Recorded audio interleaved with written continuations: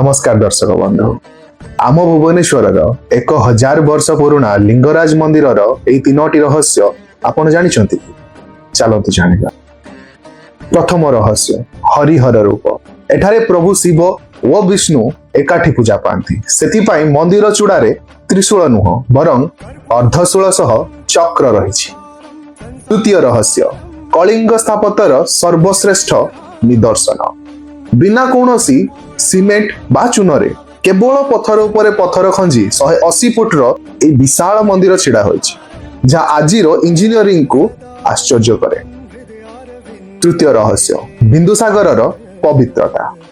मंदिर पाखरे थिबा बिंदुसागर पोखरी रे भारतर सबु पवित्र नदीर जल मिसी रहिछि बोली विश्वास करा जाय।